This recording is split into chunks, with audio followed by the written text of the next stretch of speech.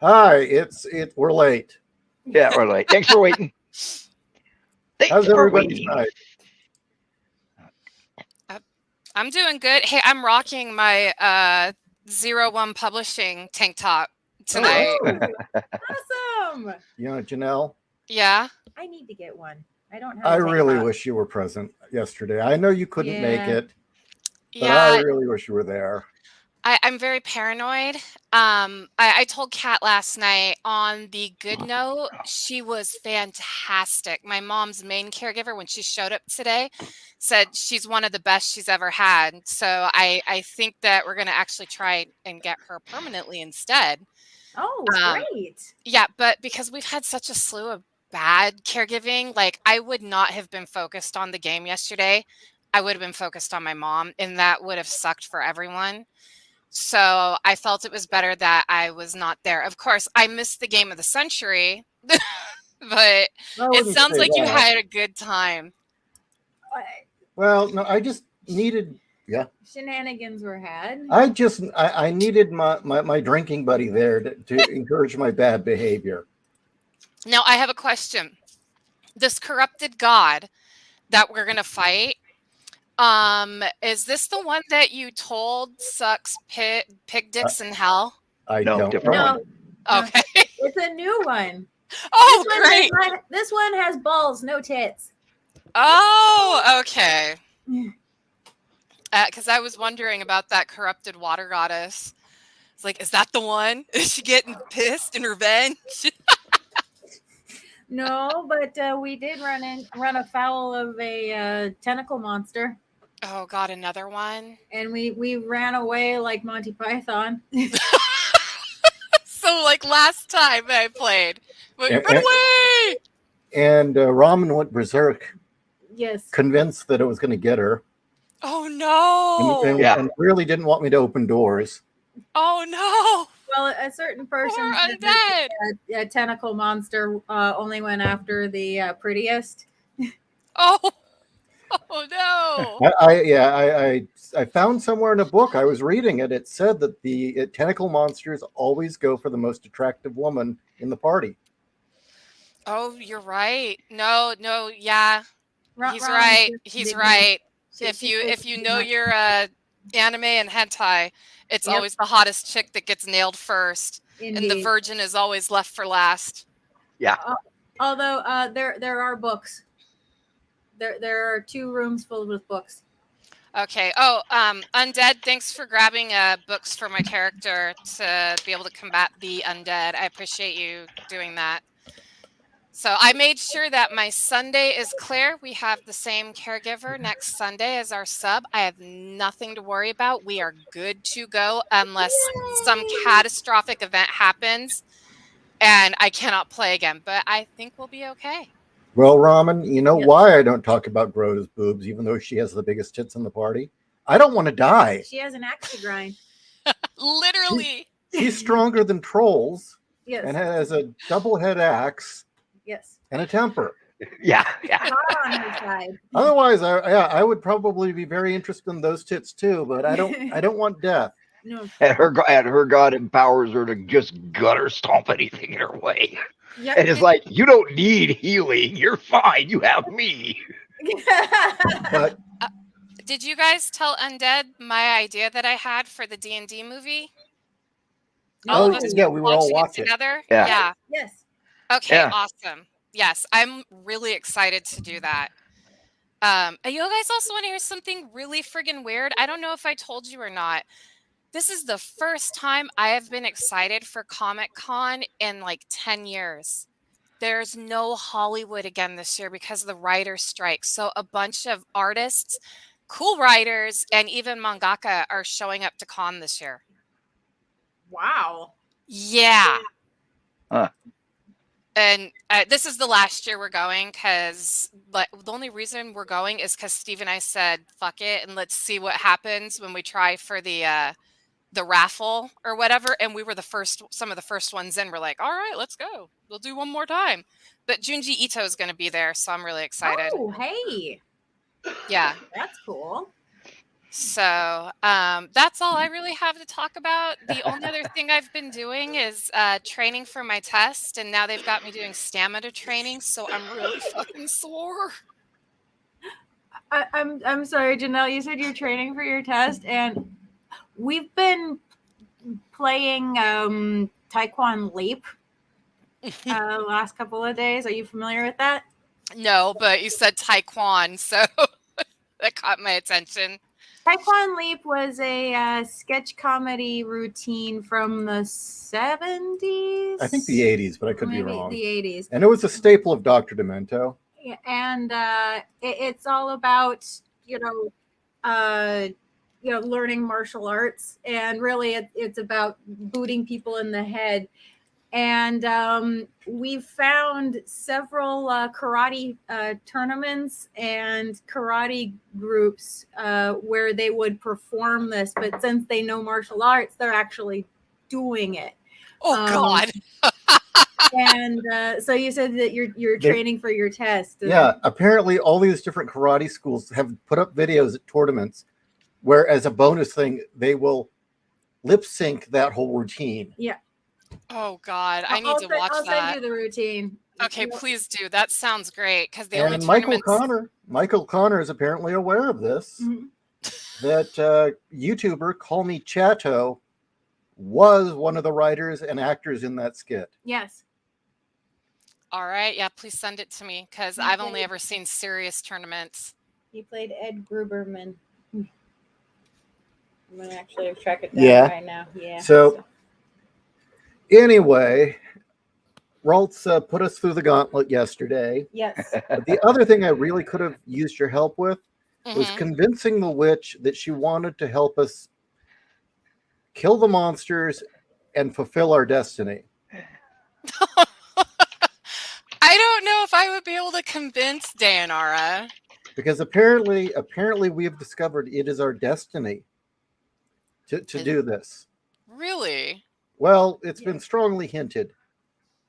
Okay. Yeah. We found some books. And Groda communed with her deity, and it is hinted at that certain objects have come into our possession for reasons, and Apparently my relatives had helped found this city we're in.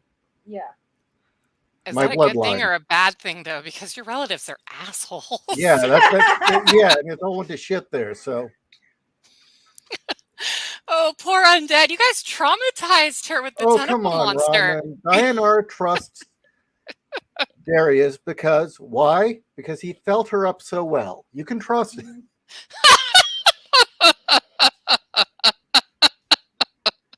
Damn, I really did miss a good game. So not only are your relatives shitty, Undead says the city is shitty. Oh my God! Yeah, it makes the sewers look nice. Mm-hmm. Oh God. Well, let's put it this way: it took us a while to find a room that the healers could get more than 2 hours of sleep.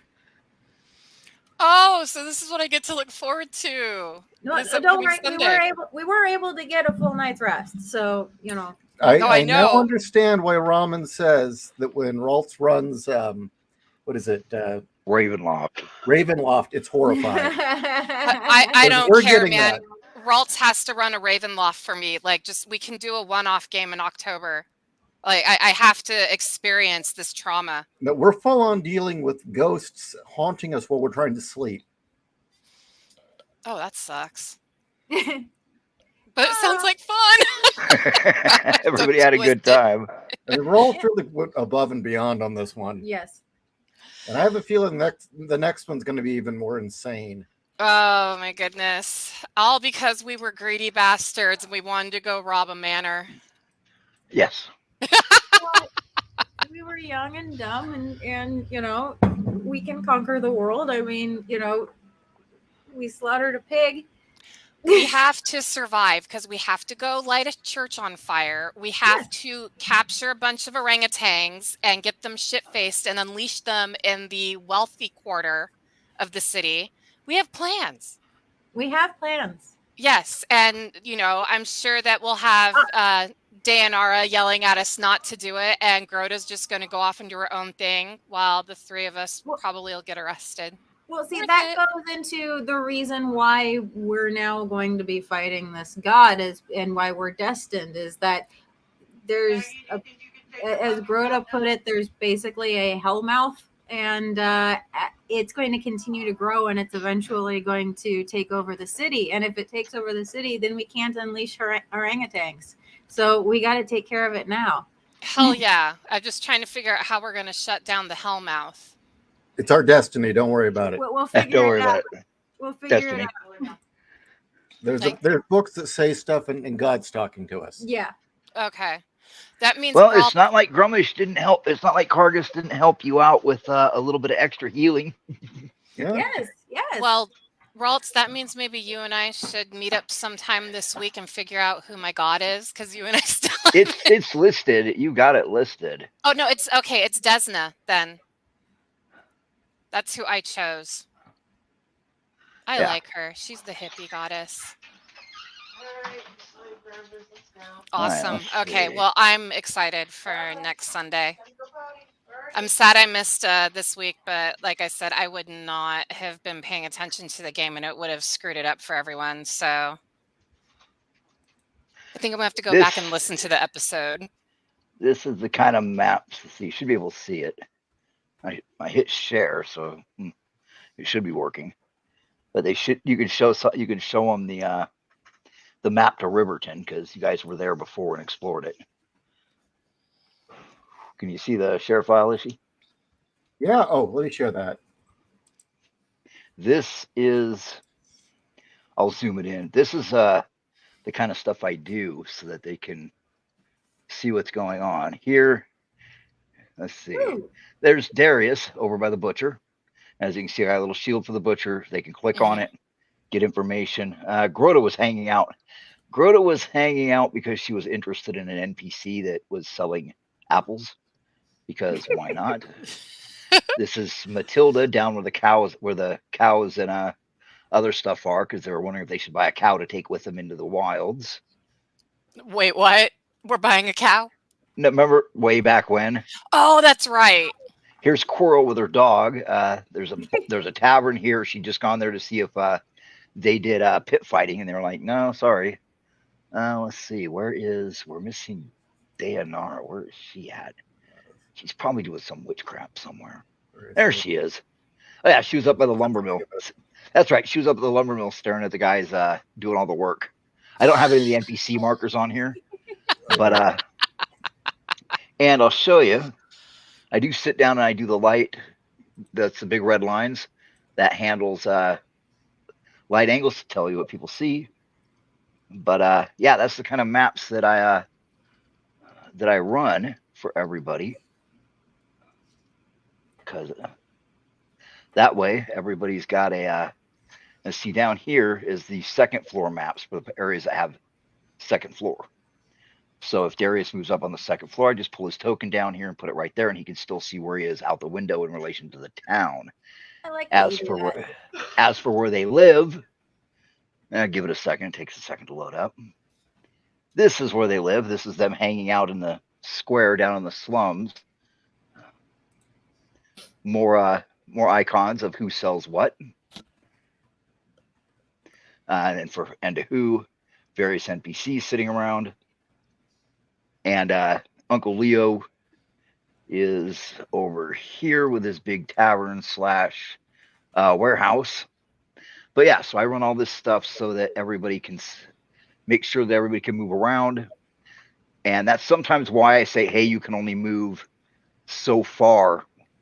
When you're like, I only want you to move so far at a time, because that way somebody doesn't accidentally overrun. Oh, you guys should recognize this. That way you guys don't accidentally overrun where enemies are. And I'm like, whoa, you move through an enemy's space. You're not supposed to be doing that. And you're like, we did what now? Oh, wrong map. This is there we go. No, it's the temple with the vegetable gods. Yep. And as you can see, that right there, I'm gonna move to the GM layer. Jesus, is that everything that we killed? Yep, that is everything you killed in the lair. Wow. Quite a few, huh? Yeah. Kind of proud. That's how I keep track of how to figure up your XP is I move the tokens over and set them to the side. That way I don't miss anybody. And here's the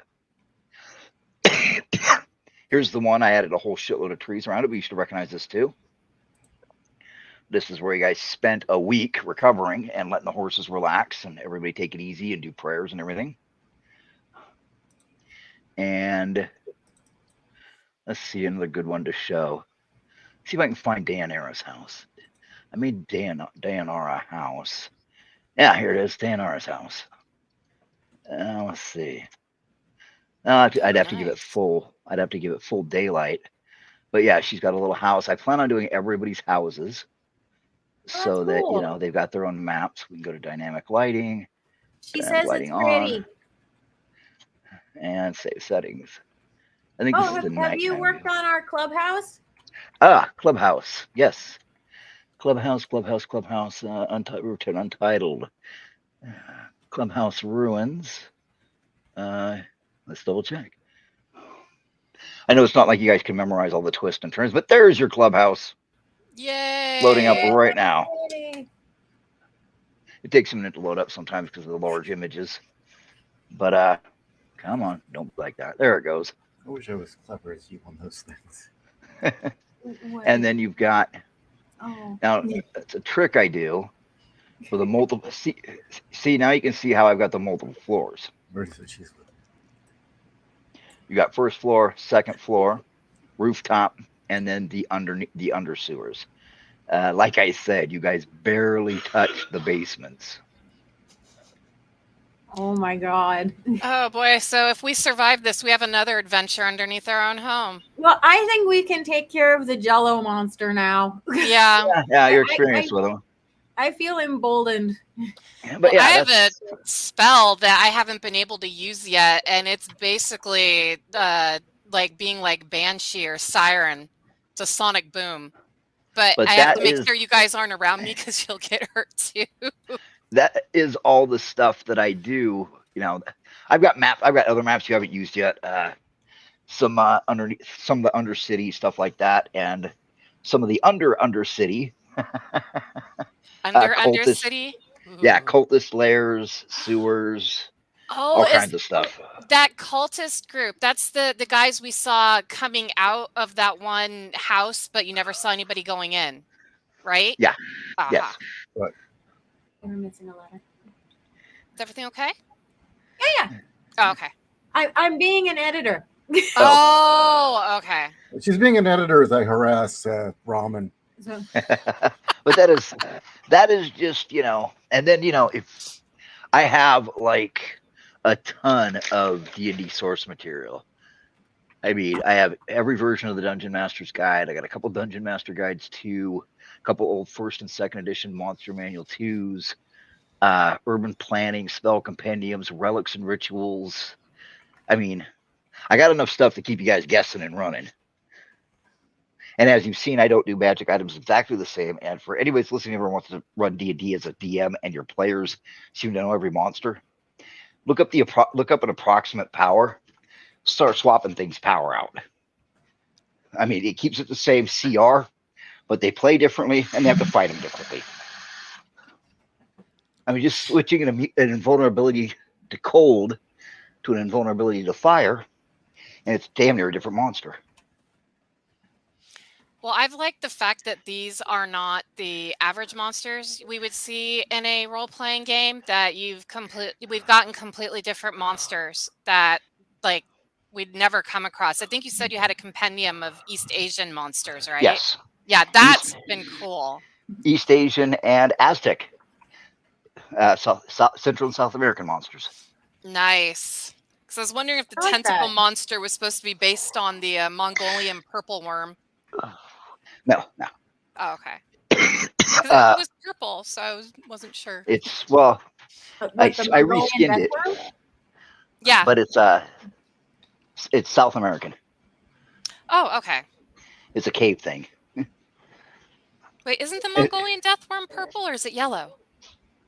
I always saw it depicted as white or translucent. Oh, I gotta look this shit up later. I'm gonna derail us. Look, cryptids are fun. What? But no, I think it's cool that you use South American. Yeah. I just Oh, that's scary shit, man. Anything from the Aztecs, the Incans, and the Mayans, their gods and their monsters are fucking frightening. I Yes. just remember a GM that my mom was in. He had bought a bucket of dinosaurs for his son. So his son wasn't interested in them, strangely enough. So he brought it with, and just nothing but dinosaurs is what the party got to fight. Some dinosaurs could fly, some had breath weapons, but they were always dinosaurs.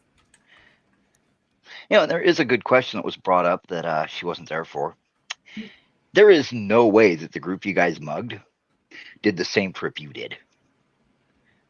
No. No. So how who did they mug to get all that loot? Oh my god, Tidzilla, is she really? What? I'm sorry. I'm also looking I've been at harassing chat. Ramen. He's saying Ramen's gaming tag is Titzilla. I'm sorry. No, That's I'm my not fault. sorry. That's my fault. I named her Titzilla. Well, it sounds pretty good to me. Actually, I do like that as a nickname for Dayanara because her avatar is stacked. Yeah, Yeah. majorly. Now that avatar is pretty hot. Yeah. Well, I'm gonna talk over with her because see this part right here that you're in now. I mean, yeah, if she has a chance to shine and Coral has a chance to shine, Mhm. but this is the work for this place. This fortress is work for a witch, a paladin, and a cleric. Yes. Oh yeah, your spells. I mean, I chose a different selection of spells that you would normally pack, but then 40 years of gaming, Yeah. Oh, should I? Well, okay. So I because I don't want to keep having to look at the book or the web page. I tried to add all my orisons in for my 0 level spells. That's a good plan. Okay, yeah, but I'm always fucking up something on my sheet, so now I'm Don't- afraid to do it. Don't worry if you fuck things up. Okay, that's part of it. Okay. All right. Well, then I think during this week when I've got some free time, because Steve has also been having me sit down and write an hour a day. Good. Good for him. Yeah. Yes, he is being supportive. So He's you wrote for your hour today. Yes. Yes. Good girl. Good. And I think I might do Steve, 2 tomorrow. what have you done today? Oh God, I spent He's been torturing himself. all fucking day, except for the part where I was shoveling gravel. All fucking day. No. Let me put it this way. He made me break out the writing crop to put feeling back into his arm. Good And Lord I'm in not- heaven. I'm not joking. That's true. No, my arm's cramping up from sitting at the desk, so I wanted to get some circulation back, and that will do it. No, I've been spending the entire day. I'm concluding the book. I'm at the very last section. Okay, I'm like 1,000 words away from finishing the book, and I can do that in 2 days. But the way that I'm concluding the book is I'm going to get into the fact that, or I've gotten into the fact that Marston was a pervert. Explain who Marston is. Oh, the creator of Wonder Woman, William. Oh, he was into B&D and polygamy. Oh yeah, Yeah, and he loved having dommy mommies. Yeah. Oh, yeah. He liked mommy play. He liked getting spanked. He had all sorts of kinks, right? He also had some very progressive views. He really, really believed in a strong state, specifically a matriarchy. Mhm. He was pretty left-leaning in his views. Well, he had strong progressive views as long as they made his dick hard. Yeah, that's true. Yes. Well, I find it interesting though. We actually have seen what would happen if we had a matriarchal society right now in America. Yeah, that shit doesn't work. No, it doesn't last. Matriarchies collapse immediately. because no one hates a woman more than another woman. Exactly. And an all-woman society would die come the first plague. Mm-hmm. See, that's why, just on a side note, I could never really get into why The Last Man. And they were trying to say that if men had survived, it would be a violent hellscape. Well, yeah. Like, yeah, but a lot of it would be like the movie No Escape, where half of them would be crazy, violent cannibals, and the other half are like, you know what? That's a We great can't live like example. this, and we need to, build a society. That's how it would be. Saying that women would be like the best at everything, fuck you, dude. The moment somebody has a bad period, nukes will be launched. Yeah. Well, I've worked extensively with female soldiers, and once one loses their temper, holy fucking shit. That scares me.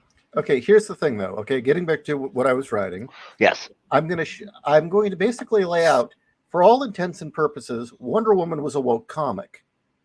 Yet it endured. Yet people related to it. Yet it has become a pop culture icon. Yes. And then I compare it to America Chavez, and I say, why did America Chavez bomb, and Wonder Woman has lived on? Because And Wonder Woman didn't spend half the text preaching at you. That's a big part of it, yeah. Also, Wonder Woman, not just with Marston, but I am going to say, especially later on, I think her heyday with Wolfman and Perez embraced all the good things about women and motherhood. No, that was there from the start. She's feminine. She embodies, as an Amazon and as a demigod, she embodies everything that is both good and bad about femininity, including caring about people, everything. Where American Chavez is nothing more than a lecturing spinster. Oh, it's a little worse than that. It's actually a lot worse than that. But one of my things I'm going to say is, for all of Marston's bizarre shit, one, he told stories, and two, he had a moral compass. Yes. Believe it or not, he still had a moral compass. And one of the stories, there are lots of stories where she actually legitimately helps people. Mm-hmm. Yeah. It's not just weird kink and spankings. And like one story, for instance, there's a dad who beats his son, and his son's a delinquent, right? And when they have the adventure, and she gets the son back, and he comes home to dad, and he says, Dad, I'll take my whipping. No, son, I punished you too harshly. I want you to help those ditch diggers every Saturday. That'll teach your dominance to be useful by doing work. I was like, at least he had a point. Yes. Wonder Woman said, hey, you know what? Your son shouldn't be beaten. Get his ass out there working. That'll give him something to do. Well, I was a delinquent up until I got a job. Hey, Undead brings a good point up to the difference between Wonder Woman and America Chavez. Sausage. American sausage. Wonder Woman didn't have two moms she needed to brag about. No, Wonder Woman had an entire village to raise her, going back to it takes a village to raise a child. Well, she was made out of mud. Well, but then Brian Azzarello went and changed it, and actually Zeus had an affair with Hippolyta, and that's how Wonder Woman was born, because he said it was more in line with Greek mythology. I'm like, I thought it was better that she came from the love of her mother and was created by her mother, who was sterile. Actually created by Aphrodite. Yep. But see, these people have a warped view of the Greek gods. All they see is Zeus as a pervert running around with a heart on. And they see the rest of the Greek gods, if they even know their names, as impotent or very shallow. You say Artemis, and they're like, oh, she's the hunter. Well, she's the fuck of a lot more than that. And I'm sorry, I'm going to say it. I'm going to say it. It's probably going to get me shit. Xena Warrior Princess and Hercules, the Legendary Journeys, had a better representation of the Greek gods than anything in comics since 2000. Thank you. I 100% agree. Yep, I totally agree. Ares was a conniving dick, but you loved him. Oh, he was perfect.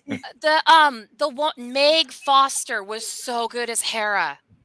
Yes. I mean, she captured her. The fact that Zeus's infidelity literally drove her insane. And like she was, hell bent on destroying Hercules and Xena, but you still felt some empathy for her. Wolf, yes, we are still on for tomorrow. Okay. So what else have you been doing? So here's what I wanted to point out. I make a very strong case that Marston didn't really know fuck all about Greek mythology and was really drawing from suffragist utopian science fiction. And that basically he took these morally bankrupt science fiction novels, robbed them blind, but actually gave them a moral compass and a likable character. Gee, I wonder if anybody else has ever robbed somebody blind. He says, putting Sovereign Rock in his back pocket. But no, when it gets into America Chavez, it's bad. I mean, you start to hear about what Gabby Ramirez wants. You've got a character who is strong enough to punch wormholes into existence, tear holes in reality itself. She can travel space and time at will. Has super speed flight, is nearly indestructible, and Gabby Ramirez is saying, America is taking the notion of putting herself first. Many women are expected to put everything before themselves. It's worth investigating what a young queer Latina would like. What it's like for a young queer Latina to choose herself and invest what's going to make her greater and more powerful. Well, you're looking at every woman since 1962. Yes. Well, wait, hold on. She's asking herself, how powerful can I be? How much stronger can my punches be? How much of a badass it's like, what the fuck? And there really is no moral compass. It's all about her doing whatever the fuck she wants. So Did you guys ever watch Gabby Rodriguez? Is her name Gabby Rodriguez? Ramirez. Okay. She did a TED talk about this, and I actually was like, what the fuck? I'll watch it. It was disturbing. She completely rewrote the character of America, which we all knew, to represent herself. But it was seeing how warped her mindset was. She was like, oh, I wanted to take America Chavez, but I wanted to make her softer. I wanted her to do blah, blah, blah. Honestly, if you guys want to see something warped, watch her TED talk, and you'll because when America Chavez first came out, before she got a hold of her, she wasn't that bad. She really wasn't. She was just a token. That's it. Yeah, she was a token. She was a token to fill out some color in the Young Avengers. Yeah. And she wasn't even gay. She I believe she was with Miles Morales for a little while. Yeah. Well, there is a problem that nobody really looks at with making all these characters gay and gay and everything. They're like, oh, we want people to be able to identify with them. Okay, so 3% of the population can identify with them, and you're wondering why the other people aren't buying the comic books. I mean, because let's face it, nowadays it's strong lesbian of color and these other 5 assholes.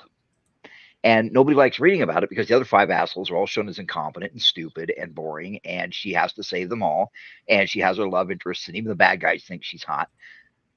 She's more of a caricature than the 5 other assholes, because they're all the exact same cardboard cutouts with all of the depth of a parking lot puddle. Hey, Long Leg Larry, yes, because 60% of new characters are gay, and they're also retconning a ton of characters being gay. I think I ranted about it last week or the week before. The X-Men are now queer. They're all bi. All of them. Because they've been taken from being civil rights representation to, they said, oh no, they were always written to be LGBTQ+. I'm like, bullshit. I read it for a long time, and I know it's not. I seriously doubt Logan is a bottom. Yeah. Oh no, but I mean, he is butt fucking Cyclops. And see, I can't see that. I mean, Cyclops is too fastidious. Well, I mean, the two of them don't like each other in the first place. They never had a sexual attraction for each other. No. All of a sudden, they do. Well, it's this thing that modern writers and modern creators can't comprehend any 2 people having a relationship that isn't sexual, and to me that makes me sad. Oh yeah, look what they did to Poison Ivy and Harley Quinn. Their friendship was fun. Now they're lovers, And Harley Quinn can't survive without Poison Ivy. This shows you the mindset, the codependent mindset. Ivy has to keep injecting her bodily chemicals into Harley Quinn so Harley Quinn can be indestructible. She's got a healing factor because she's with Poison Ivy now. I swear part of it is that there's an entire generation out there who grew up on shipping. Yes.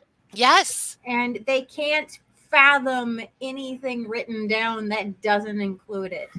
Well, I've worked with, okay, remember I told you guys that, you know, I used to work with kids and I worked with kids for a long time. The same generation that's writing this shit are the same kids I worked with, and they would literally print out in the school library like Naruto yaoi and then read it to each other, and or Black Butler, and it was always yaoi, and it wasn't Yuri.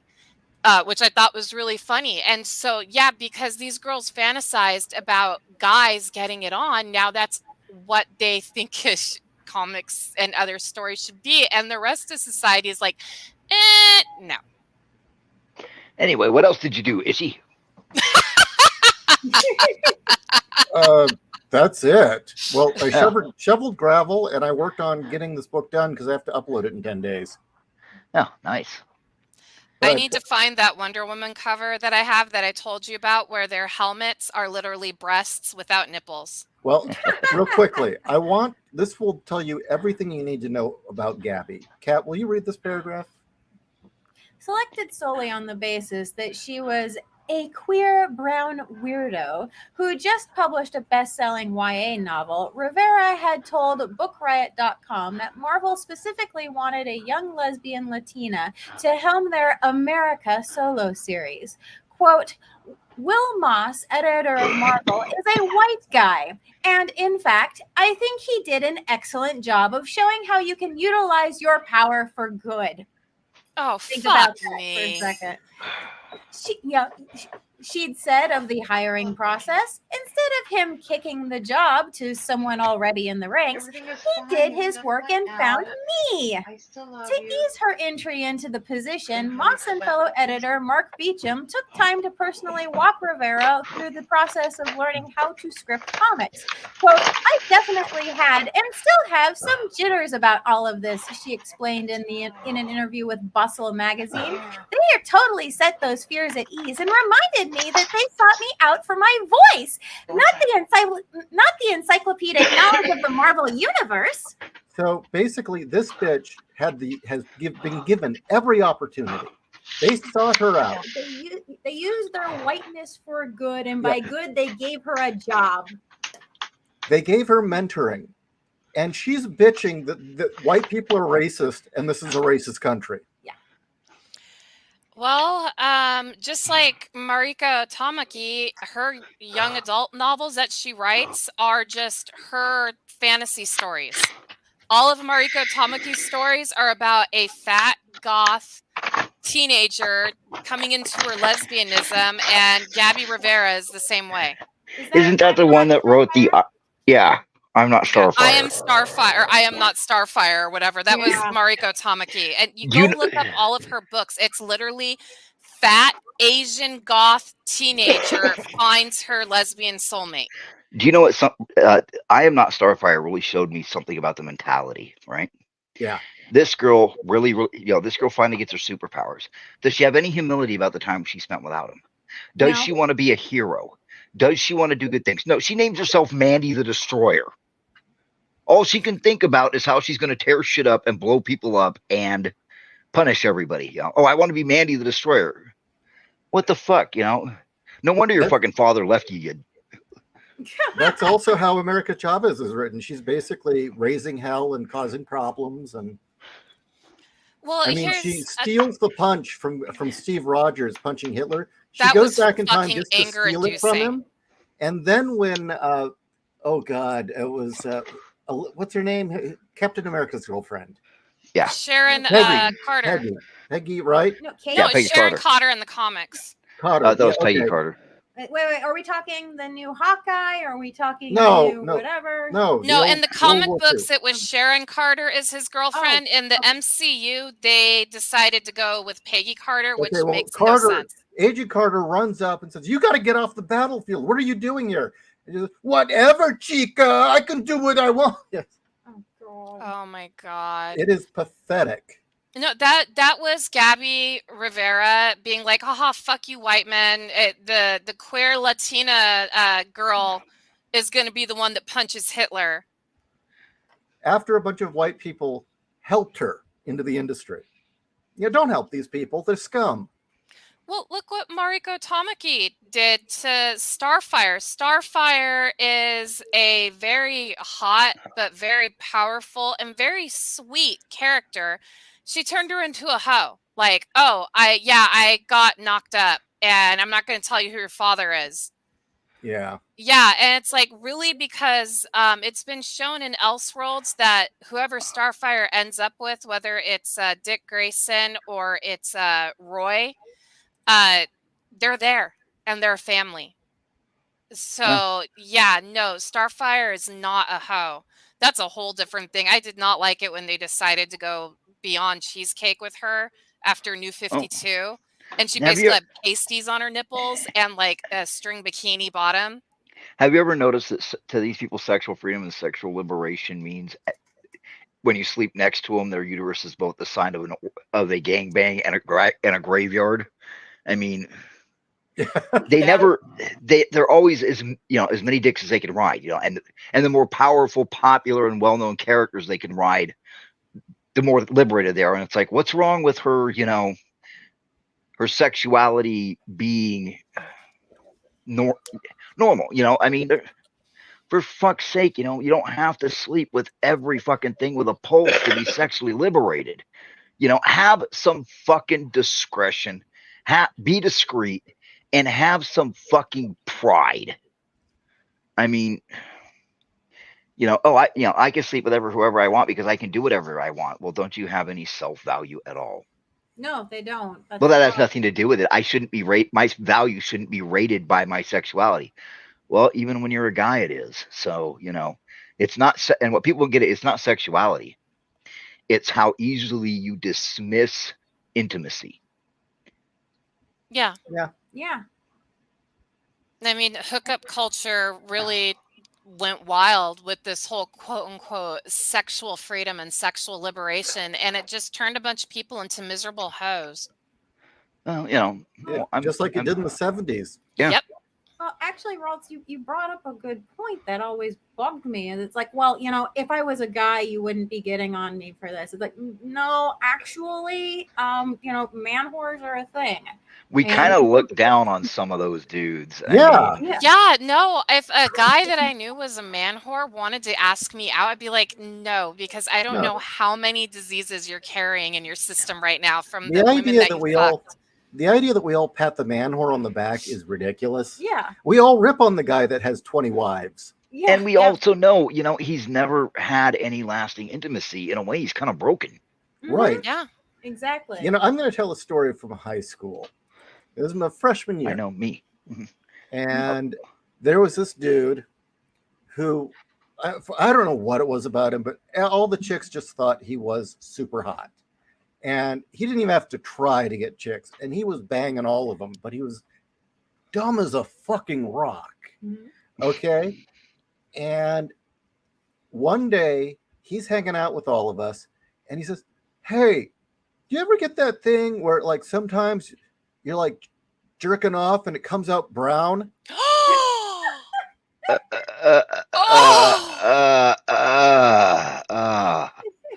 Oh, God. Oh, God, that's draining. And everyone's just looking at each other like, "You're not in the hospital? Why are you need not?" to go see a doctor right now. Yeah. Jerk off and your cum comes out brown. Yeah. My wife just kind of cringed. Well, something's bleeding in there for sure. Yeah, something's bleeding in there. And has been for a while. Yeah. Oh, And- God. Yeah, he was dumb as a sack of hammers. You think he's dead now? Oh, maybe.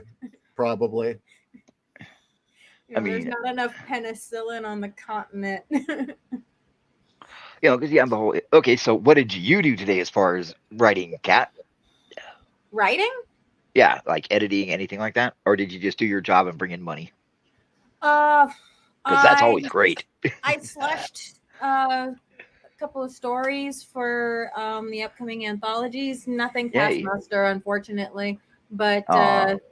but hey, you know, the Hey. thing is that I'm slushing through public domain works, Yeah. you know, and now yes, I can read and enjoy something written in the 1800s and be fine. But I also have to keep in mind that there's a large percentage of the population that can't understand Victorian English. No. So I have to, keep that in mind. It's also a pacing problem where, it's going along fine for me, but I do also understand that, if 50 pages have gone by and not much has happened, most people are going to check out. Yeah, for the Victorians, that just ramped up the tension. I mean, look at their Exactly. lives. 50 days go by and nothing happens. Exactly. Although I will say it does get kind of tedious when they're telling me exactly how much jam they're putting on their toast in the morning. No, I don't need to know that shit. Oh, that's so British. Yeah. It's incredible. There was one where the guy actually walked you through waking up, getting out of his dressing gown, having the landlady, bring him his breakfast and exactly what he was being served and how he sat out looking at the ocean while he ate and exactly the order he ate and how he cut his fucking sausage. It's like, I don't need to know this. Thank you. Unless the sausage is going to turn into a Cthulhu beast, I don't need to know this. I actually get it because I read a lot of that stuff. It's to show the reader the normalcy of his life before it all goes to shit and the hounds eat him. And you're absolutely correct on that. It was just, I listened to an audio version of these stories because I have to be able to drop it immediately and get to work if necessary. And half an hour had already gotten by before breakfast. Damn. That was the point where I checked out. I'm like, I'm sure this is an awesome story. This is not getting in the book. So yeah, the slow boil stuff is good. So yeah, everybody had a really good accomplished day. Yes. Cat brought in a paycheck. I finished building the shed in the back and I started filling it with books. So I finished the shed, I finished the shelving for the shed, and I started filling it with books. So, oh wait, we did one other thing. I think this was last night or maybe the night before. What? We did do something that was fun regarding this book. Yeah. We watched the pilot for the 1975 Wonder Woman. Yeah. Oh, nice. Oh, I have that. Are you talking about the Kathy Lee Crosby one? No, the original, the first episode of the Linda Carter show. Oh, the World War II one. Yeah. No, the one with Cloris Leachman as Hippolyta. It was hysterically funny and enjoyable, and there was lots of nice scenery. Not lots of nice scenery. Nice. Yeah, those togas were having problems. I mean, I don't know. Some of the innuendo they were sticking in there was just very nice, very nice. Everybody had a productive day. That's good to hear. So that was good. I am planning to take a week off once I get this online, Boobs of Steel, and the only thing I'm going to write is Siege Engine. That's it. No more journalistic stuff for a couple weeks. Yeah, good. That's a good break. Man. Yeah, got to do Siege Engine. Ralts, what did you work on? Me? I got up, wrote 6,000 words, and watched Supernatural with Dad. Cool. Yeah, basically, I didn't do anything today. Oh no, 6,000 words, and you did not do anything today. I wrote a chapter for Behold Humanity, and I wrote a chapter for Modern Bounties. Bounty Hunter's Tale. That's productive. Yeah, that part takes place after the war because the tech got damaged. They have to do it, the tech got damaged due to the shades, so everything's pretty much reverted to even though you've got high-tech molecular circuitry and quantum circuitry, the external parts all look like it belongs on the set of Alien. Nice. Nice. Because that's how it's got to roll and that's how you got to do it. So they're searching for bounties because the galactic internet's collapsed. Most of the surveillance systems are down. Most of the fingerprint system and ID systems are down. So now it's just down to bounty hunters. That sounds So like yeah, a fun read. Man, a galactic 505 error. That's gonna suck. yeah. So I mean, I didn't do much. I mean, watch Supernatural though. Watch Supernatural with my online wife. That always rocks. I only ever watched the first 5 seasons of that. I think I checked out, or maybe, I don't know. When does Castiel show up? I don't remember. Hey, But yeah, RALT'S? Yeah. Totally off topic. If you trust me with them, okay. I would read your books a hell of a lot faster if you could send me a Word file. I can Because send you I a big can run it in the background with the auto reader on Word. Because Oh, the yeah. new auto reader on Word is really good. It's I'm gonna shocked. really choke on the names, but you know, yeah. I can just send you the big fucking rough draft Word file that's like, I don't know, 15 megs in size, and like I think it's 2.9 million words. And you do it that way. I'll give you as much commentary and feedback as you want if you'd like. Yeah, I'll just send that to you. Because, Yeah. you know, I enjoy doing it, frankly. I mean, I don't get to do it enough anymore. Yeah, I got a review today. It was pretty cool. Basically, Oh, cool. it said that unlike every other science fiction writer nowadays, I don't pretend that science fiction didn't exist until I started writing. I use everything from all the greats because it's a good touchstone and I don't have to reinvent the wheel. That's So a it good makes review. it much easier to read That's a very good review. and highly recommended. Nice. So, yay. Oh, reviews always blog reviews always make me nervous. Well, I still need to review all of your books, so I sent you a lot of stuff. no, seriously. I've been trying to review everything I've been reading, and I definitely owe you a review. I need to put one for William's Vatican Pro Wrestling or Vatican Championship Wrestling, which is an exceptionally good book. It sounds silly as shit, but it is an exceptionally good book. I still need to write a review for The Opal Embers. That was a fantastic sequel to the Crimson Spark. Yeah, it was. Yeah, I really enjoyed that. For those of you unaware, William, what's his last name? William Hastings. Thank you. William Hastings, I know, who I've really come to respect just as a writer. I like his style. He wrote this book, Vatican Championship Wrestling, and it's about a priest who, his father was a wrestler, and in his youth he did a little bit of wrestling, but then had a falling out with the family and went to become a priest, and somehow ends up being a exorcist for the Vatican. And it's partially because he's so physically fit. Yeah. And the Vatican have, they have their own little secret command room where they talk about, okay, we need you to invest these. It's like X-Files, right? This is what we need you to investigate.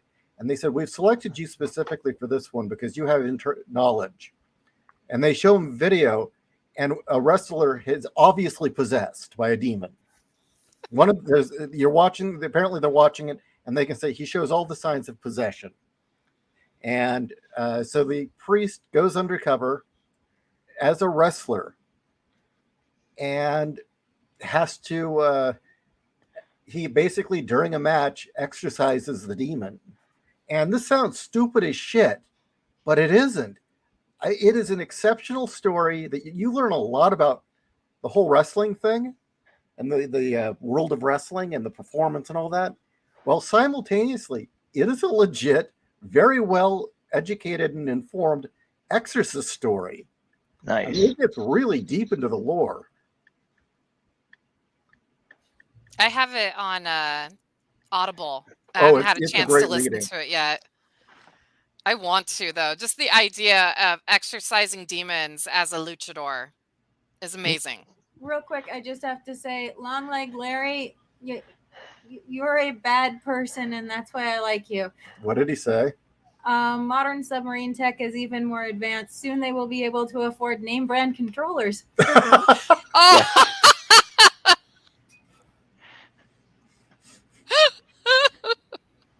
we're going to Oh, hell. that's It's gonna be terrible. great. It's like, I'm so going to hell, but that's so funny. I You know- have to admit, I was glad to hear it imploded. I Yeah. really was. Yeah. There was no way they were getting down to save him. There was no way to get down there to save him. And the thought No. of running out of oxygen.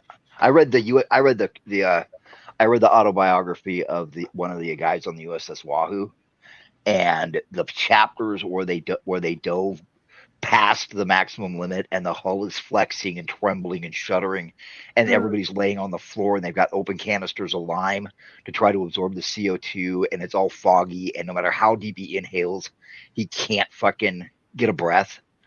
And Ugh. he was a diver, and he'd given his tanks to the pilot and the commander so that they could move the sub, so that they could stay in command of the sub. And the biggest worry was the air would get so thick with CO2 that the engines would shut off. Oh, I mean, shit. that was nightmare fuel. And the thought of, sitting down there and having that happen was terrible. And I love the articles. Oh, it shows that the Coast Guard and the Navy don't really have the capability to rescue people. And when disasters happen in the ocean, it's like, you realize that the pressure down there is so fucking intense that if that shit gave away, they were dead in a tenth of a second. Yeah. I mean, they act like it's their bathtub water, not that, and they're like, oh, well, if it's so pressurized, why didn't it crush the Titanic? It's like, because the Titanic was full of water.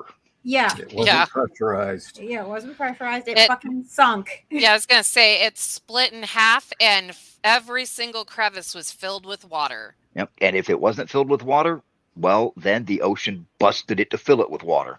Yes. I mean, I was reading about these, these World War II subs were made out of fucking galvanized steel. Mm-hmm. And he's laying there watching part of the sub's hull shudder and flex inward. And it's like, fuck that. Because I think they went 125 feet past the maximum depth their sub was rated at. I had, God. I knew a submariner, and he said that the movie Down Periscope was the most realistic sub movie that has been created, at least at that point. And I was watching the film with him, and there's the scene where the old war horse in the engine room takes a piece of string and tapes it from one wall to the other, and you're watching the string get looser and looser the deeper they go. And he says, yeah, that's fucking real. And I'm like, oh, fuck. And remember how far he took it down till one bolt popped. And he's like, now we're good. That's an actual test. Yes. Jesus. Fuck that. Like, no, thank you. Oh, thank you. What I've read about submarines and deep sea diving, and what I've studied, and I've done a lot of research about going into low Earth orbit. I would prefer to go to space. It's safer. Yes, it's safer. It's safer. It really is. I mean, holy shit! I read accounts by divers and stuff. And if you want to know how bad it gets, an Olympic swimming pool is only 40 feet deep. Go up there on the high dive and dive off and swim all the way down to the bottom and feel your ears hurt. touch Your ears start to hurt. and your eyes start to hurt, and you can feel a pressure in your forehead, and you feel a pressure on your stomach. That's just at 40 feet. Imagine what it's like at, say, 400 feet or 800 feet. Yeah, no. Yeah, and everybody's like, well, they heard a banging noise, and I was like, that's called the ocean smashing the rest of it. Yes. See, there are a lot of extreme environments that I think would be cool just to experience. And I know this sounds like probably a really moronic idea, but I think it would be kind of cool to, go to one of the bases in the Antarctic for just a winter. Oh, fuck that. Live your the thing dream. Exactly, just to experience it. No, thank you. I would love to go to space. Yes. I Mhm. do not want to go underwater. Yeah, I've watched enough videos of what goes wrong underwater that it's like, no, I'm good. I've been on submarines twice, and I didn't know that. I did not enjoy the experience. See, I am the ultimate land dwelling tool using predator. In the water, I'm a fucking snack. Yeah. Mhm. And it's like, look, you're on a ship, and I've been on ships several times, and you look around, and as far as you can see with the curvature of the earth, there is jack and shit. And it's like, great. And I know how to swim, so I'm just going to prolong my own fucking misery. A lot of guys in the Navy don't know how to swim. Yes, I did know that. I did know that. So just another one on space, by the way, guys. From all the research I did, as horrendous as the visuals and the thoughts are, apparently dying in space, you're dead so quick you don't know it. Yeah. Don't you So freeze instantly? Yeah, or you pop instantly. But yeah, apparently you don't know that because, You're dead. well, Yeah. apparently the moment you don't have any oxygen in your lungs and it's all CO2 or nothing, you're out. Your brain's turned off. Oh, dang. They were doing tests for the Apollo astronauts with CO2 poisoning, and there was a mistake where they had flooded the room too much, and the astronaut that was in there apparently lost time to him. Oh. That makes sense. He said 1 minute he's standing, the next minute he was in the hospital. Yeah, I mean, Sorry, gas balance is fucking intense. Well, okay. Forgive me if I'm wrong about this, because I had read an article a while ago talking about that they have what's like a reverse candle that they basically burn in subs that releases oxygen because of the CO2 buildup. Never heard of Whereas that. a regular candle will release CO2. It's they call it a candle, but it's like a mixture of like metals and chemicals in a cylinder that they put into the sub to help release extra oxygen. Does that ring a bell to anyone? I think they have recyclers now, don't they? Or they can convert the ocean water into, they can pull the oxygen out of it. Probably now, yeah, but this looked like a Soviet era sub. Harble into it. What? Harble says perchlorate. Am I spelling that right? Yeah, and Spartan Cat calls them O2 candles.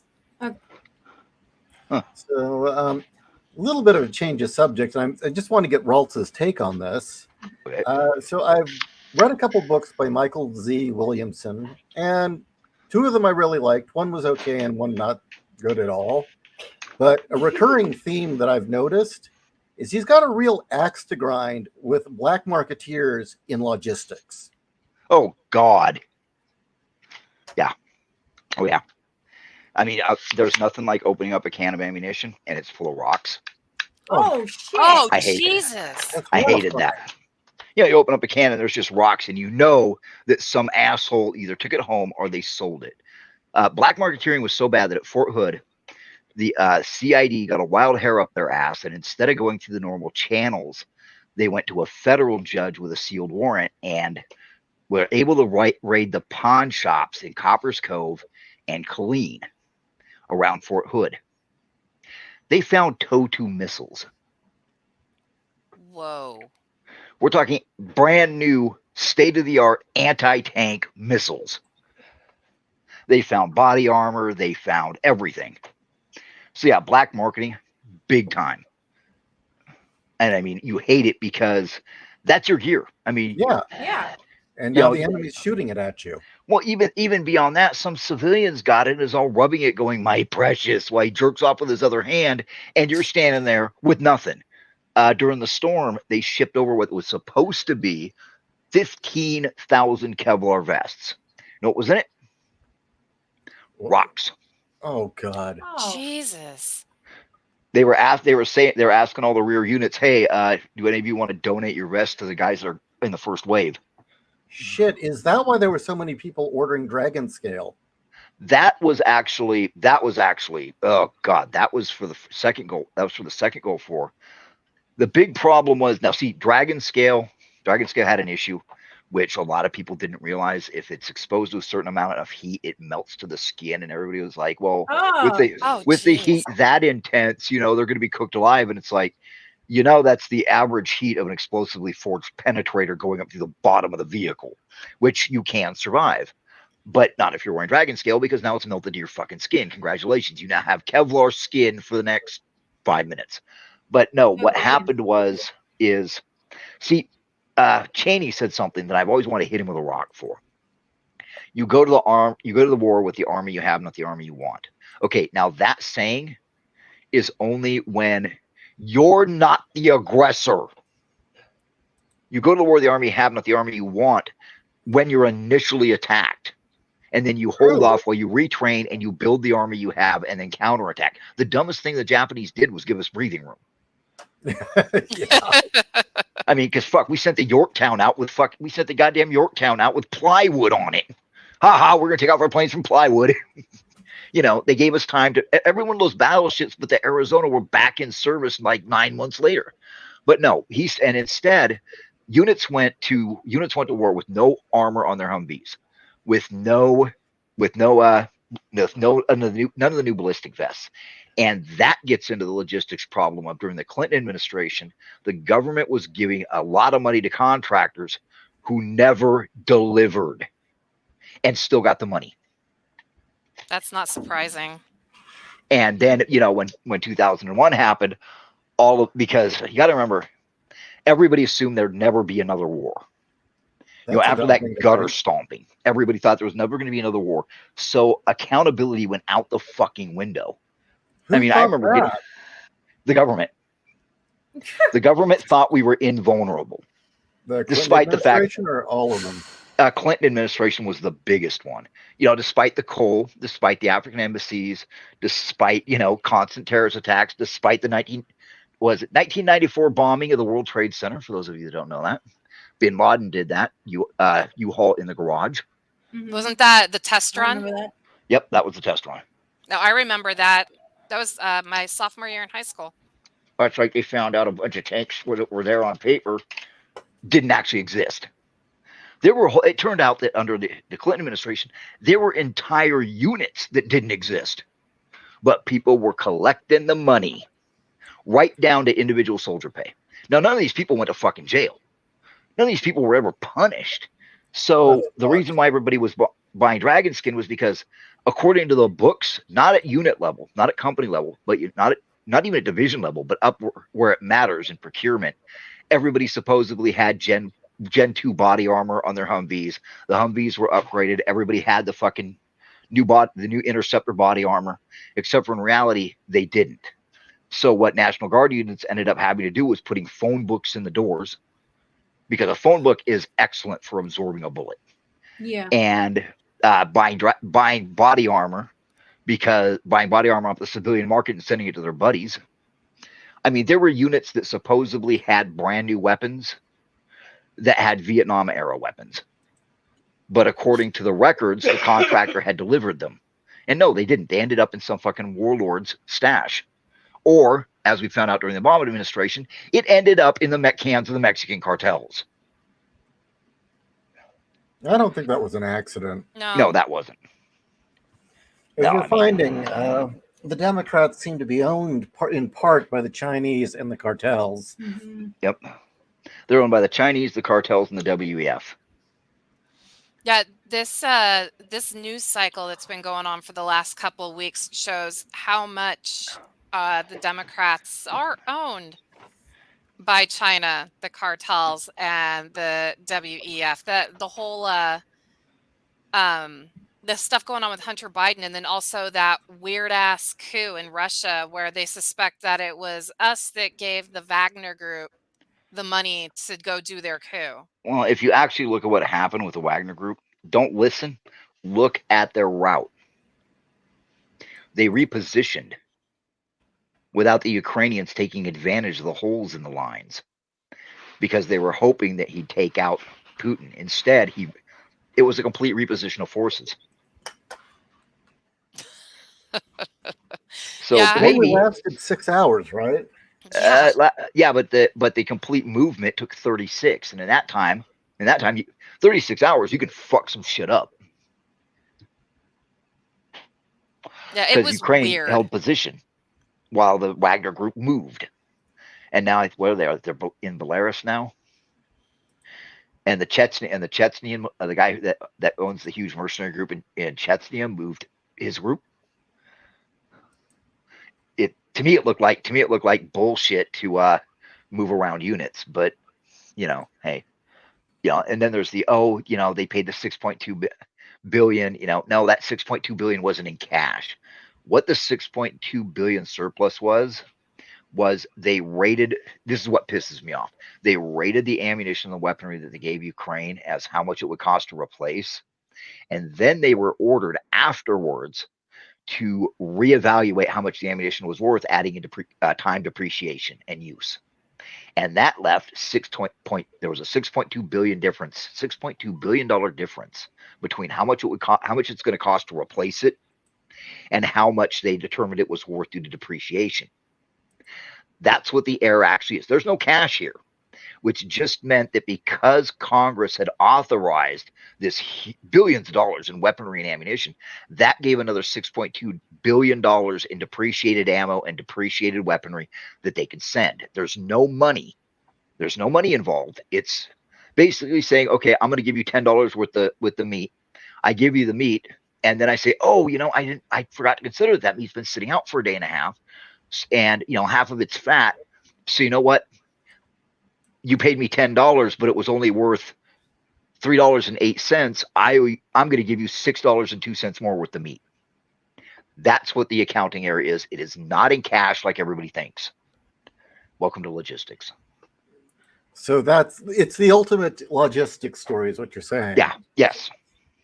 And of course, it doesn't take into account that we have to replace that shit at new cost. But of course, that also doesn't take into account that the brand new battle rifle has ammunition of such a weird caliber that it's only made from one factory, and that factory is in Europe. And the one here in the US won't be operational for another 3 years, 2 months. Wait, where's the other one? Europe. Oh, God. I wanted your opinion on that battle rifle. So, bad idea? I have never fired it. I was never involved in testing, and I don't know anybody who's got one. Right now, it looks like vaporware from everybody I know. And I know guys in 1st Infantry Division and 1st Cavalry Division and 1st Armor Division. So, I know guys in fucking Delta. And they're like, no, we've never seen this fucking rifle. It was tested, but nobody's seen the fucking thing. So it could be vaporware like the XM12. It could be vaporware like the OCIWS. I mean, there's a ton of rifles that were approved for the military to have, and then at the last second, after the contractor was paid hundreds of millions of dollars, yeah, all of a sudden the contract's canceled, but the money's never returned. I mean, the XM12 was going to be the fucking massive replacement. I was like, you're going to give something to a bunch of dipshits that has all these moving parts and all these different configurations. Yeah, that's gonna last all of 30 fucking seconds. okay. I mean, add 4 different barrels. Anyway, sorry. No. Yeah, I've never used the rifle, but I do find the stats and the tests I've looked at. It's designed by someone who's never going to have to carry it and is never going to have to use it. Oh, it's heavy? It's heavy. It carries less ammo. It's heavy. And its penetration values are dubious. And for the most part, it was only tested under controlled conditions. And the last weapon we had that was only under controlled conditions was the vaunted XM16E3. And from personal experience, I think it was a piece of shit. And then there's going to be the ammunition problems. Why, we make the plant over here and we start doing lowest bidder. Undoubtedly, they're going to change the fucking propellant. And the next thing you know, that fucker's going to foul up like a motherfucker. It never fails. Because they go with the cheapest parts, the lowest bidder, the cheapest chemicals, the cheapest parts, the cheapest materials, and the cheapest labor. Meanwhile, they're charging you, the taxpayer, for fucking primo stuff. But of course, if you try to explain it to the taxpayer why you need a $130 hammer to do your job, they just go, I can go get one at Sears. Fuck you. I'll take that hammer and beat you to death with it. That decision killed people. That hammer decision Yeah. killed people I knew. Fuck. Because the hammer was beryllium bronze, sparkless, non-magnetic. And the Department of Defense replaced the fucking thing with a standard steel hammer, which killed people. Oh, the spark from it. Either the spark or the magnetism killed people. Damn. That's why I had one of those and I kept it. When my unit shut down, I stole that hammer. I took it with me to my next unit. They were like, where did you get that? I'm like, I'm not saying, it's mine. Goddamn right it was. I took a grinder to the serial number. Fucker's mine now. But beryllium bronze hammer and $150 a pop. It was actually a good deal. Oh, hammers that cost $150. Hee. Fuck you. You know. So, yeah, when I was researching titanium rain, and I was looking into future technology, the thing that I had noticed. Now, keep in mind, this was around 2005. I was getting kind of the notion that the Army was requesting basically a ray gun that could be a grenade launcher, shotgun, and battle rifle all in one, and have bullets that turn around corners. Yes. That is the OICWS. And actually that weapon worked except for one thing. It had too many sensitive parts and your average infantryman broke it within 30 seconds. I mean, it wasn't a bad weapon, and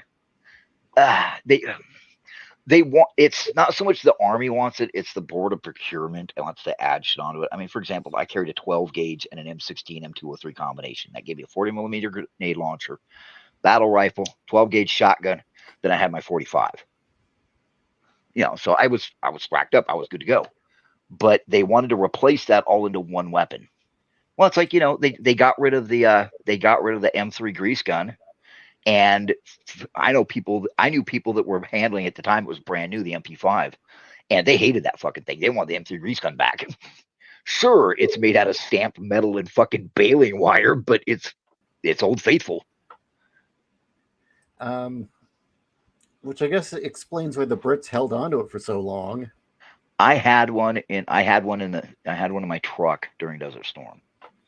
My medic had one. My medic carried one for 5 fucking years. My radioman carried one. Yeah, they were in use. They were in use in the 90s. And they were probably reliable as hell, too. Oh, fuck. They didn't care about sand. They didn't care about mud. They didn't care about grime. Because I think it's like 5 parts.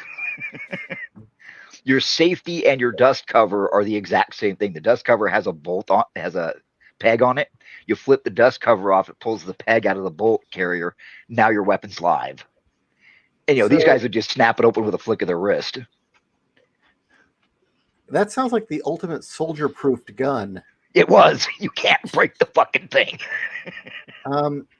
Well, as far as the everything in one gun will do everything, or one rifle would do everything. It won't do anything well. Yeah, look how well that turned out with the Joint Strike Fighter. Ugh. It's just, they keep trying to do this and they fail every time. Mm-hmm. They tried to do it with the F-111 and again, piece of shit. It wasn't bad toward the end of its life. It was, they slowly but surely ironed out all the kinks. And like you should have found out during your research, I mean, it takes 10 to 15, 20 years to work all the kinks out of a jet. Oh, once it's in production. I will say, no, what it was they wanted it to be a bomber, interceptor, and fighter all rolled, and attack plane all rolled into one. Yep. And it could never be a fighter. It was never going to do that. That was the well, what it was the Air Force wanted one thing, the Army wanted the other, the Marines wanted another, and the Navy wanted one. And so they said, we're just going to give you one plane, and all 4 services said, do what now? And then they told the Air Force, we're going to make it into an interceptor and a fighter and a bomber. And the Air Force went, you promised us 3 planes. I want my 3 planes. Where's my 3 planes? Basically, the whole thing was supposedly save the U.S. taxpayer money. Yeah, congratulations on your $1.2 trillion piece of shit that does nothing. Well, they finally found that what it was good at was electronic warfare. I know they used it for that in some bombing runs. It was also pretty good at slamming into the ground. Oh God. But A plus there. the other one was, I was going to say, yeah, you're right. That was the other thing that I think a lot of people don't understand about weapon systems. Like, what was it? The Osprey. You're going to have a lot of kinks that take years to work out, but these are weapon systems that you may use for 60 years. Yeah. When I rode in a Blackhawk, the Blackhawk was literally known as the Crash Hawk. That thing was the most unreliable piece of shit in the world. If it was not leaking hydraulic fluid, you were probably going to crash. I was in 4 of them that the fucking rotor linkage broke. Oh, jeez. And we had to fucking auto rotate in. Now, so that's the helicopter crash you mentioned. Yeah. Now that fucking thing is considered a fucking dyed-in-the-wool amazing workhorse. You know, I talk to guys all the time at the VFW, and they're like, yeah, the fucking Blackhawk's great. I was like, that piece of shit falls out of the sky if you throw a fucking spear at it.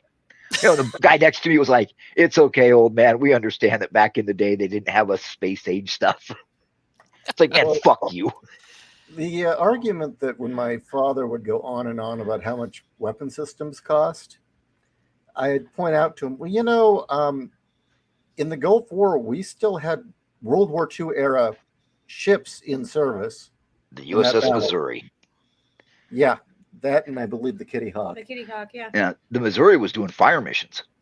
Yeah. Mm-hmm. And the Kitty Hawk was a command vessel. Mm-hmm. Yeah, and it's pretty cool. And it's like, so look, we use these things for almost a century. It's not like they're buying a bunch of these like every month. Yeah, I'm not that old, and I remember when the Abrams replaced the M60, the M60 tank, and I remember when they changed the gun from 105 millimeter to 120 millimeter. And for those, you know, you always hear people, oh, this new tank's better than the M1. It's like, well, congratulations, that tank was designed in the 1970s. Which one is the tank that they call the Death Trap? Is that the Sherman? That's all of them. Okay. No, Yeah, the knew Sherman was terrible. I the knew Sherman somebody. was not really meant to be a great tank. Well, I knew somebody who in the Army that during the invasion of Afghanistan, he had to switch seats with one of his crewmates, and they ran over an IED, and it killed the guy that he switched with. I don't think they used any Shermans then. Okay. Because I can't remember. I just remember it was one of the more common tanks that it was known. The guy said that it was known in the Army that it was a major death trap. Was it the Bradley? It was the Bradley. Thank you. See, everybody says it was a major death trap, but you know, it killed more fucking tanks. Yeah, we used to swear by it. Well, I think it was. I mean, like I said, they ran over an IED. The tank was fucked. Yeah. No, so I mean, it fucked this guy up permanently. Is it HBO ran that movie that was propaganda to make the Bradley look like a piece of shit? The Pentagon Wars, yeah. Yeah. I never watched that movie. The other thing I was going to say, just again, when I'd argue with my father, saying, look, I know the fighter jets are expensive, but the F-16 right now, which is still in service, began service in 1974. Yeah. 50 fucking years, and we're still using them. Yeah. And it's still a great plane. Mm-hmm. I mean, I went to Desert Storm, Panama, and Bosnia with an M16 with a chrome bolt and no forward assist that was manufactured in like 1968. I mean, that weapon was like fucking 30 years old. Yeah, that's like when you're writing science fiction, God, Honor Harrington. I love the series up to a point. But, they actually had a good thing where command was resistant to bringing out the new stuff because so much of the new stuff they brought out turned out to be complete shit outside of the test beds. And when you write science fiction, you always got to have your brand new stuff have problems. And that's like, a lot of science fiction never shows, like you brought up logistics. It never shows the sheer logistics that go into keeping a spaceship running. I mean, I'm sorry, Serenity showed better about the problems keeping a spaceship running than Battlestar Galactica. The Galactica should have started suffering major problems 6 months in. Well, yeah, they didn't have the support crew. On the old show, now on the old 70s, 80s show, they did have problems. I remember that because they had problems with the life support was going out, and they had all those people aboard it, and they had to stop at a planet, and Starbuck was playing cards to win the parts. I think. But Well, then I was a again, kid. that show was created and written by men who had been in the Navy. Yeah, and I mean nowadays though, it's like, oh, we have this spaceship; it can go forever. Yeah, parts were out, buddy. I actually think towards the end of the show, they had gotten enough fan letters about the Galactica should be falling apart because by the final season, don't you remember? All of a sudden, it started falling apart every time they jumped. Like The new one or the old one? the newer one. I never watched the new one. I ditched- refused. I ditched the newer one, season 3, the moment they decided to retcon it and make it the humans' fault that we were destroyed. Yeah. But fuck that, I'm out. Wait, I no, refused because Starbuck. those They made weren't Starbuck humans. a woman. Those were Cylons that destroyed themselves. No. Humans. They had that whole episode about the black dude they find, and he tells that before the war he'd been running illegal missions into Cylon space, and it turns out that's the real reason the Cylons attacked. I It's don't like, remember no, that fuck you episode. guys. Take them out. I will say, usually I'm not cool with race swapping, but I think because I like Katie Stackhoff so much, I was okay with Starbuck being a female. At first, I wasn't because I watched the original religiously with my mom. It was one of her most favorite shows, and I love the fact that their helmets were Pharaoh helmets. I refused. Well, they were originally. Yeah, no, I was Yeah, my talking about daughter the says hi. original helmets were those Yeah. cool Pharaoh helmets. I love refused those. to watch it because the Cylons were human. Well, looked like humans, and Starbuck was a woman. And there was a few other things. I didn't like the way the fan base was. You know, they bugged me. But yeah, I never watched it because why? Well, I I did miss the fact that the Cylons weren't reptiles wearing armor. Well, no. See, that's the thing, is that Galactica, the original, had such a rich mythology. They could have gone. A remake could have been amazing. Yes. It Didn't wasn't they that. try with Galactica in 1980?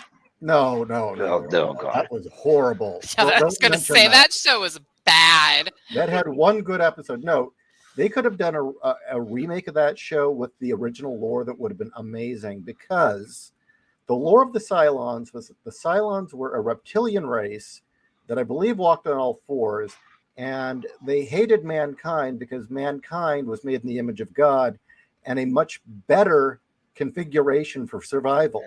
So they made machines in the shape of humans, and then the machines killed off the original Cylons. Okay, see, I do remember that the Cylons were reptiles. So, yeah, I Yeah. do remember that. And I remember from the books too. Theater. Yeah. The books said they were They were basically cyborgs under that armor. Yeah, I think they kept going back and forth between them. But I will maintain, I don't care what you say about Star Wars designs. That is a beautiful design. That's the Viper, right? The original Colonial Viper will remain my favorite starfighter design. I like the Cylon ships too. Those were pretty cool. Yeah. Oh, the it was just clever. clamshells. The clamshells were Yeah. awesome. mean, I really did like the clamshells. You know what? Just In the spindles. the original Battlestar Galactica started running out of money and got shitty writers, and they also had the chick that played Athena was such a bad actress that this was interesting for their plans for season 2 before it got canceled. They were going to have Athena have an accident, and basically her face gets all fucked up, and it has to be reconstructed. And this is how they were going to bring the new actress in that didn't suck. And she was actually going to be dealing with a form of PTSD adjusting to having a new face. And it was going to actually make her very bitter and cynical, but also kind of make her fit in a little bit more with the group instead of being the dumb ditz that's the younger sister of Apollo. William Silva hit it. Most of the media in the double zeros was a big hissy fit against the Bush administration to the point that it created self-loathing in most Americans. Yeah. He's right. Yeah. That's why I will defend Friends, because Friends never did a 9/11 episode, and the most they did was have people wear New York firefighter and New York Police Department shirts. That's it. That's all they did. They didn't fucking have a very special episode. People give Friends a lot of shit, but there's a reason it was popular for a decade. I'm not saying it was my cup of tea, but they never went too serious. I It's liked good it. background noise. The only thing I didn't like about Friends was, God, when every fucking girl in my high school had the Rachel haircut. My wife just yelled, "We were on a break."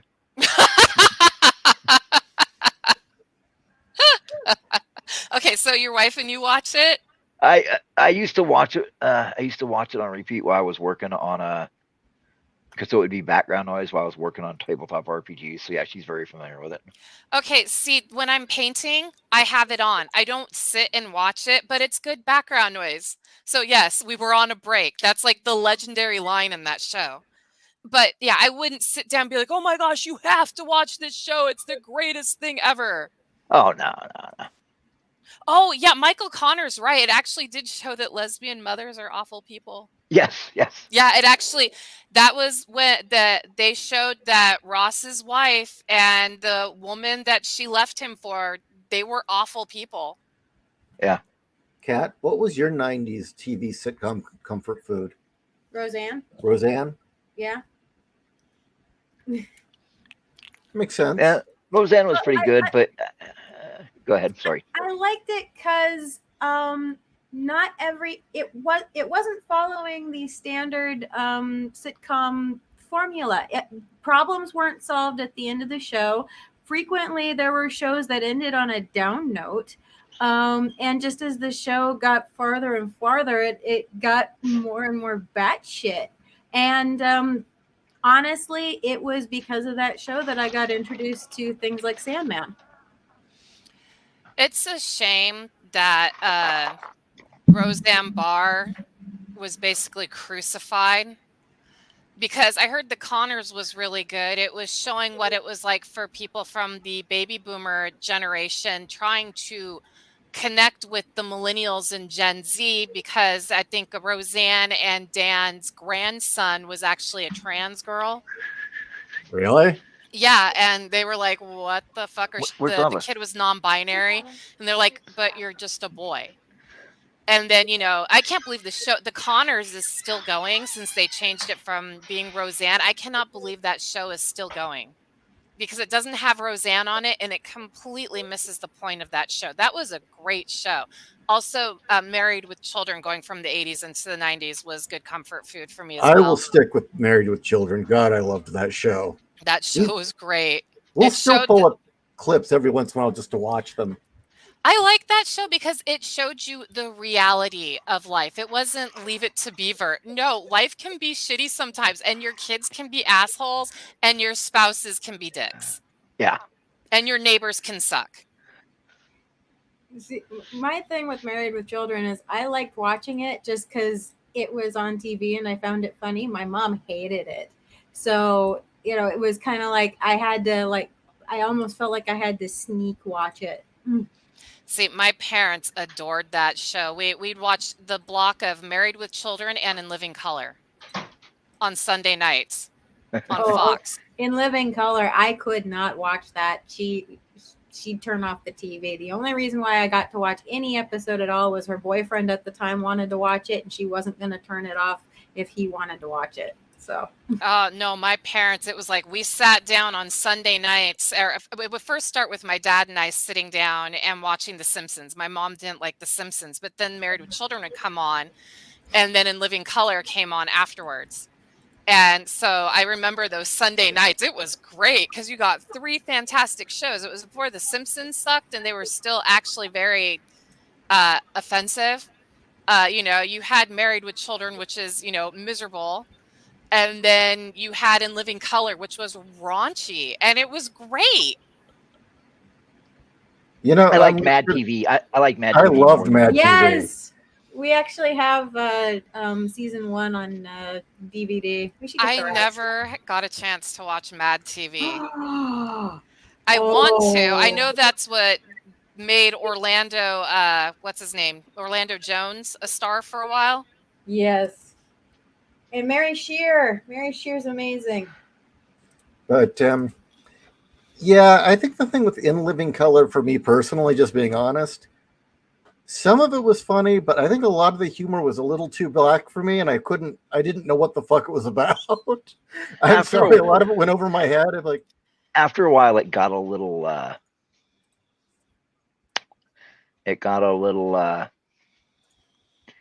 mean-spirited, Yes. and that's when I stopped watching it. but I will say that Mad That's when TV they can just get funnier diversified and their funnier. show. I don't know if you Yeah. guys remember, they had a different comedian of each ethnicity on the show. And it kind of went downhill after that. And then Jim Carrey and Damon Wayans left, and they lost their 2 heavy hitters. And it was just after that. I think the thing I liked, just Mad TV was like, you watch it now and you're like, it would make people shit their pants if it was being aired now. That and how many things they got right that were prescient. I need to watch this. And there was a really great series of videos where it was supposed to be a home decorating show, where the one host is a lesbian and the other is an idiot straight woman who has no idea that why the woman's living with her. My favorite one on Mad TV had to have been where they had hooked up the helmets to everybody on a sitcom so that they could get instant audience feedback, pain or pleasure, depending on how the audience felt about it. And they had a bit where the little snarky kid comes bouncing, hi mom and dad, and he exploded. I need to see that. They also killed off everybody in the beginning.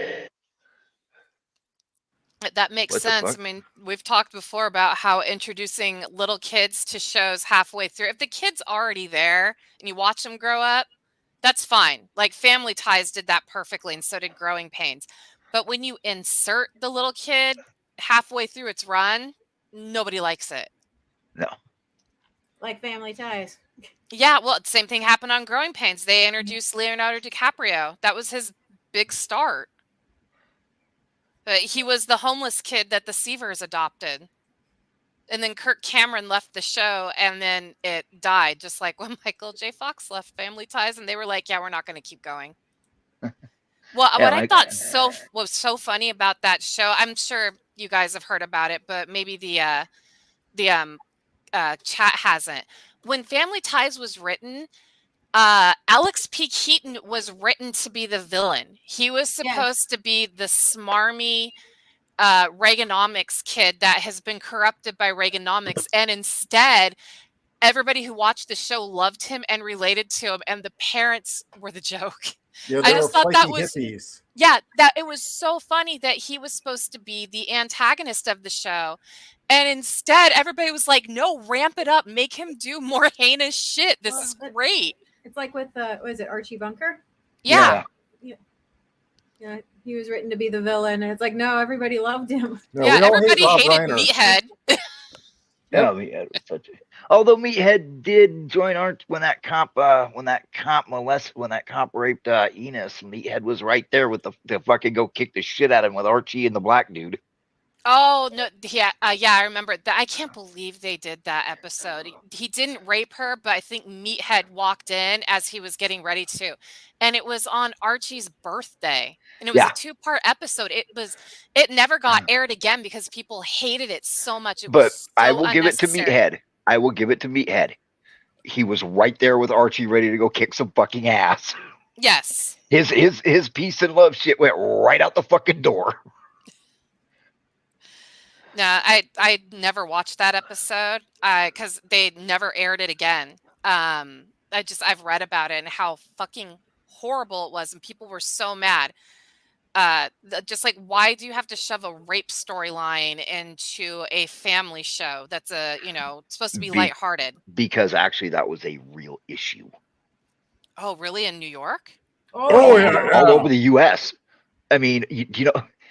No, I didn't know that. No, seriously, I didn't know that guys were dressing up like cops. And I know even the cops were the cops were doing it. I mean, Yeah.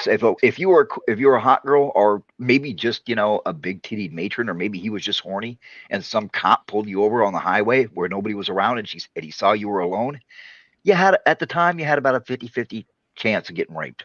Janelle, on the 15 freeway. Oh no, I know about the 15 freeway incident. Yeah. Okay. I also know about the cop that was here in San Diego. I don't know. You guys might. I don't think you know about this story. You know that Charisma Carpenter, before she joined Buffy, was a Charger girl, right? No, I didn't know that. No. Okay, yeah, she was originally a Charger cheerleader. There was a cop that was stalking Ocean Beach through Pacific Beach, finding couples, and he would tie up the guy and force him to watch as he raped the girl. Well, Charisma Carpenter was out with two Chargers that were her friends, and they were just hanging out on the beach. She wasn't dating anyone or anything. They were just, being cool. And this cop showed up, and he pointed a gun at them, and he tied them up, and then he told her to take her clothes off, and she said no. And he said he would shoot her and kill her if she did not, and she said, do it. Well, she was yelling so loud, a group of people came down to see what was going on, and the cop fled, and that's how they caught this guy. He was terrorizing San Diego for 2 years because he was a cop. He knew how to get rid of the evidence, and this is how they caught him. And then there was the other guy here in San Diego, the cop that he went to jail, I think it was right before COVID, where he would pull over women and force them to give him blowjobs so they wouldn't get tickets. So I just didn't know that it was that bad back then. I honestly thought this was a thing that started in the 80s and got worse, not the 70s. No. Actually, it was getting better in the 80s because they were rounding these guys up. Mm-hmm. And plus, some police departments kind of let people know that if this guy vanished on patrol, they wouldn't look too hard for him. Oh. Back in the day when you just knew sometimes it's just the motherfucker had to die. Somebody wasn't coming back that time. Yeah. Well, But yeah, I mean, it was bad. It was bad for a while. That's why they actually had it, because a lot of women went through that shit, and that's why why it's not criminality that did it in New York, where they open the door and they look through the chain and they show their badge, and they want to know the badge number. They want to know everything but the color of the day. And even then, they'll only talk to the cops through the door with the chain. They don't let the cops in. Yeah, I've actually had dealings with cops trying to come through our door, even though legally, unless they have a warrant, they can't come in. When I was living with a group of people by SDSU, we were renting rooms in a home, and our neighbor was crazy. We had a crazy old lady. If we sneezed, she would call the police on us for being loud. That's not a joke. Literally, one night, my roommate was out in the backyard and sneezed. She screamed at him to shut up and called the cops on us. So I came home from SDSU one afternoon, and there's pounding on the door, and I unlock the door, and we had a screen door before it. And the cops like, yeah, we've come because there's been a disturbance and da-da-da-da-da. We were called because of another noise complaint. And this cop was yanking on the screen door, trying to open it. And he's like, you need to open the door. I was like, fuck no. I at least knew my rights, but they told us that we had to be quiet. I moved out of the house after that. But that was some scary shit. The guy didn't even ask to come in, and he was trying to open the screen door to get in, even though he had no warrant to get in. Yeah, remember, come back with a warrant. Yeah. No, that lady was fucking crazy. We would go outside to clean the backyard, weed, do the lawnmower, and she would scream at us and call the cops. She didn't want anybody in the neighborhood to talk.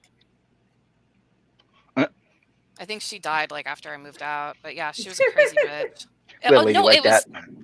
it was Ugh. awful. Like we couldn't do anything without having the cops called on us. And of course they believed her because we were a bunch of college students living in a home. Anyway, we're We had a crazy woman that lived below us in an apartment. She would call the cops on us saying we were jumping up and down. Her baby was crying at all hours. We went to see Starship Troopers. Picked our kids up at my mom's house. Drove back to the apartment. The cops are there, and they're about to bust in the door. And I'm like, "What the hell's going on?" They're like, "She's been calling the police station saying that there's a baby up there screaming, and now it's silent." I was like, "We've been gone since like noon." Damn. And they fucking moved us. They changed our apartments, but they didn't do anything to her. That sounds like she was schizophrenic. No, she was an evil old bitch who called people in wanting to get him kicked out, so there was nobody up above them. Oh, okay. Well, we're going on almost 2 hours, and Kat looks like she's about to fall over. Oh, no. No, I'm What? worried my nose is gonna pop again. I actually got a nosebleed at one point and had to leave the room. So. Oh no. Okay, yeah, we should call it. All right. Well, before we go, everyone, reminder: you can purchase Ralt's Bloodthorns books up to book 10 now. Behold Humanity. Link in the description. And please, for the love of all things good and holy, pre-order Boobs of Steel. Yes. Yes. Again, links in the description. Yes. Thank you, everyone. Good night.